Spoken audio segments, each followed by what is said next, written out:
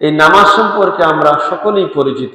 নামাজ প্রতিদিন 5 ওয়াক্ত নামাজ আমাদের জন্য ফরজ। নামাজটা ছেড়ে দেওয়া কবিরা গুনাহ। আর যদি নামাজ ছেড়ে দেই, নামাজ আদায় না করি, তাহলে আল্লাহ রাব্বুল আলামিন আমাদেরকে জাহান্নামে দেবেন, আযাব দেবেন, শাস্তি দেবেন, দুনিয়া এবং আখিরাতে শাস্তি প্রদান করবেন। এই বিষয়গুলা জানা থাকা সত্ত্বেও আমরা নামাজটাকে ছেড়ে দিই, নামাজকে আমরা গুরুত্ব দিই না। এই নামাজকে গুরুত্ব না দেওয়ার পেছনে কারণ কি?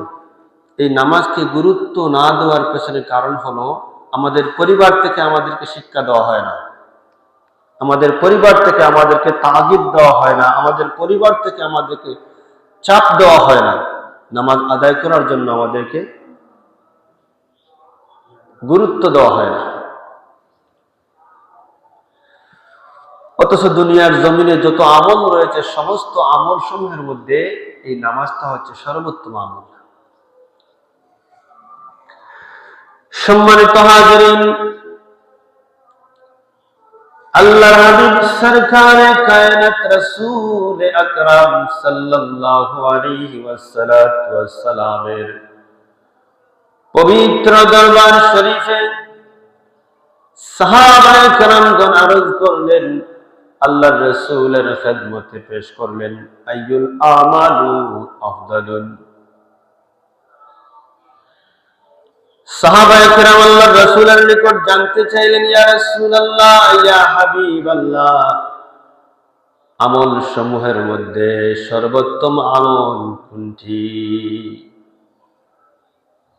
আল্লাহর রাসূল সাল্লাল্লাহু আলাইহি ওয়াসাল্লামের নিকট সাহাবায়ে কেরামগণ জানতে চেয়েছিলেন, ইয়া রাসূলুল্লাহ, সর্বোত্তম আমল কোনটি? قال النبي صلى الله عليه وسلم, আল্লাহর হাবিব সাল্লাল্লাহু আলাইহি ওয়াসাল্লাম জানিয়ে দিয়েছিলেন, as-salatu ala waqtiha, সময় মতো নামাজ আদায় করে নেওয়া। হাজিরা کرام সামনে আদম, ওই হাদিসে পাকের মধ্যে আল্লাহর রাসূলের পবিত্র দরবারে আরজ করা হয়েছিল, সর্বোত্তম আমল কোনটি জানতে চাওয়া হয়েছিল। আল্লাহর হাবিব জানিয়ে দিয়েছিলেন, সময় মতো নামাজ আদায় করে নেওয়া। ফজরের নামাজের সময় হয়েছে, ফজরের নামাজ আদায় করে নেওয়া। জোহরের নামাজের সময় হয়েছে, জোহরের নামাজটা আদায় করে নেওয়া। আসরের নামাজের সময় হয়েছে, আসরের নামাজ আদায় করে নেওয়া। মাগরিবের নামাজের সময় হয়েছে, মাগরিবের নামাজ আদায় করে নেবেন। এশার নামাজের সময় হবে, এশার নামাজটা আদায় করে নেবেন। যদি কোনো মুমিন মুসলমান এই কাজগুলা করে, 5 ওয়াক্ত নামাজটা সময় মতো আদায় করে নেয়, তাহলে ওই মুমিন মুসলমান দুনিয়ার জমিনে সর্বোত্তম আমল করলো। সুতরাং আল্লাহর হাবিব সাল্লাল্লাহু আলাইহি ওয়াসাল্লামের পবিত্র জবান মোবারক থেকে এসেছে, আল্লাহর হাবিব সরকারে কায়নাত রাসূল আকরাম সাল্লাল্লাহু আলাইহি ওয়াসাল্লাম বলেন, দুনিয়ার জমিনে বান্দা যত আমল করবে, সেই আমল সমূহের মধ্যে সর্বোত্তম আমল হলো নামাজ আদায় করে নেওয়া। সর্বোত্তম আমল হলো নামাজ আদায় করে নেওয়া। এই নামাজটা এত গুরুত্বপূর্ণ একটা ইবাদত। এই নামাজের মাধ্যমে একজন মানুষ মুত্তাকিন, সে আল্লাহকে ভয় করে কিনা সেটা প্রমাণ পাওয়া যায় এই নামাজের মাধ্যমে। আল্লাহ সুবহানাহু ওয়া তাআলা পবিত্র কোরআনে ইরশাদ করেছেন, আল্লাহ সুবহানাহু ওয়া তাআলা পবিত্র কোরআনুল কারীম নাযিল করেছেন মানুষের হেদায়েতের জন্য। আল্লাহ রাব্বুল আলামিন ইরশাদ করে বলেন, আল্লাহ সুবহানাহু ওয়া তাআলা ইরশাদ করে বলেন, হুদাল লিল মুত্তাকিন, এটা মুত্তাকিনদের জন্য হেদায়েত। তারপরে আল্লাহ রাব্বুল আলামিন মুত্তাকিনদের পরিচয় তুলে ধরেন, আল্লাযীনা ইউমিনুনা বিল গায়বি ওয়া ইউকিমুনাস সালাতা ওয়া মিম্মা রাযাকনাহুম ইউনফিকুন। আল্লাহ সুবহানাহু ওয়া তাআলা মুত্তাকিনদের পরিচয় তুলে ধরে বলেন, যারা অদৃশ্যের উপর ঈমান আনবে, আল্লাহর অস্তিত্বের উপর ঈমান আনবে, আল্লাহ প্রদত্ত দুনিয়ার জমিনে যা কিছু আছে সমস্ত কিছুর উপর নির্দ্বিধায় ঈমান আনবে। আর ঈমানের পরে যারা সালাত কায়েম করবে, নামাজ কায়েম করবে, ওই নামাজ কায়েমকারী ব্যক্তিদেরকে আল্লাহ রাব্বুল আলামিন মুত্তাকিন বলেছেন। সুতরাং দুনিয়ার জমিনে যেই ব্যক্তি নামাজ আদায় করবে সে হবে মুত্তাকিন, অর্থাৎ আল্লাহকে ভয়কারী। সুতরাং যদি কোনো মানুষের অন্তরে পরিপূর্ণ আল্লাহর ভয় থাকে তাহলে ওই ব্যক্তি কখনো নামাজ ছেড়ে দেবে না। আল্লাহ সুবহানাহু ওয়া তাআলার প্রতি আমার আপনার ভয় আছে কিনা সেটা প্রমাণ পাওয়া যাবে পরিপূর্ণভাবে নামাজ আদায় করলে। আপনার আমার অন্তরের মধ্যে আল্লাহর ভয় আছে কিনা সেটা প্রমাণ পাওয়া যাবে যদি আপনি আর কি করি, নামাজটা সঠিকভাবে আদায় করি, সঠিক সময় আদায় করি। তো হাজিরানে কেরাম, সামনে আগামী গুরুত্বপূর্ণ ইবাদতটা, গুরুত্বপূর্ণ আমলটা পরিবার থেকে শিক্ষা দিতে হবে। আমরা আমাদের সন্তানদেরকে, আমরা আমাদের ছেলে মেয়েদেরকে পরিবার থেকে শিক্ষা প্রদান করতে হবে, নামাজের ব্যাপারে তাগিদ প্রদান করতে হবে, নামাজের ব্যাপারে সচেতন করতে হবে। এটা পরিবারের দায়িত্ব, এটা মা এবং বাবার প্রথম দায়িত্ব, সন্তানকে উত্তম আমলটি শিক্ষা দেওয়া। হাজিরানে কেরাম, সামনে যান, হযরত লুকমান আলাইহিস সালাতু ওয়াস সালাম, আল্লাহ রাব্বুল আলামিন পবিত্র কোরআনুল কারীমের মধ্যে ইরশাদ করে বলেন, হযরত লুকমান আলাইহিস সালাতু ওয়াস সালাম ওনার সন্তানকে উপদেশ দিয়েছিলেন, যেই উপদেশটা সন্তানকে দেওয়া হয়েছিল সেই উপদেশটা আল্লাহ রাব্বুল আলামিন পবিত্র কোরআনুল কারীমের মধ্যে আলোচনা করেছেন। হযরত লুকমান আলাইহিস সালাতু ওয়াস সালাম ওনার সন্তানকে ডেকে বলেন, ইয়া বুনাইয়া আকিমিস সালাতা ওয়া আমুর বিল মা'রুফি ওয়া আনহা আনিল মুনকারি ওয়াসবির আলা মা আসাবাক। হযরত লুকমান আলাইহিস সালাতু ওয়াস সালাম ওনার সন্তানকে নামাজের ব্যাপারে তাগিদ দিয়েছেন, নামাজের ব্যাপারে তালিম দিয়েছেন, নামাজ আদায় করার জন্য সন্তানকে আদেশ করেছেন।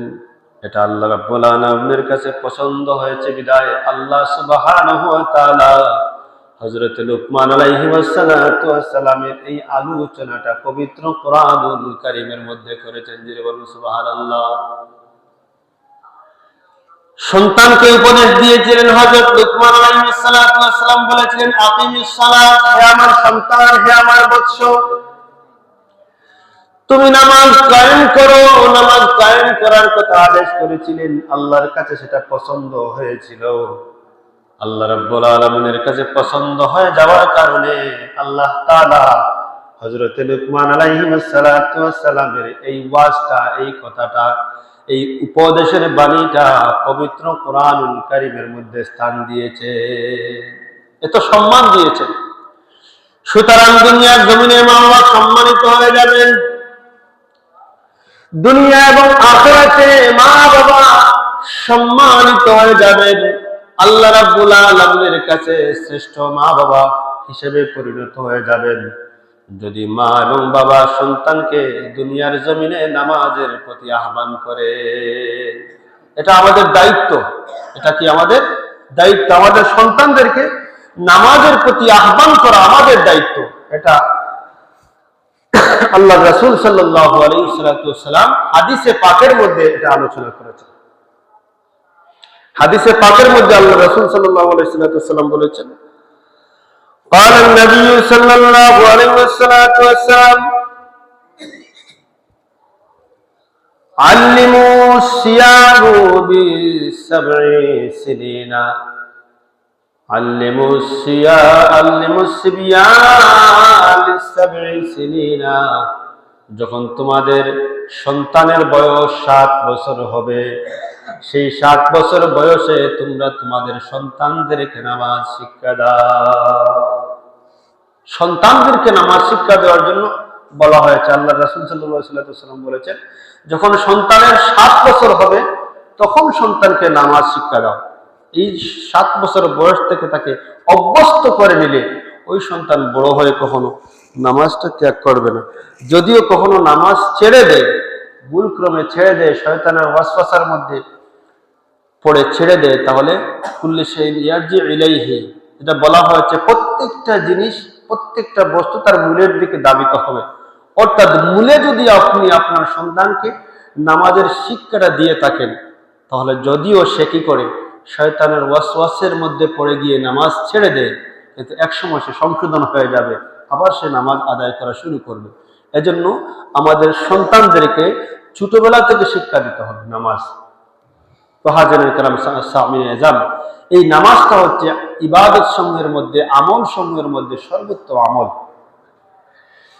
এই নামাজ এত গুরুত্বপূর্ণ একটা আমল, এত গুরুত্বপূর্ণ একটা বিষয়।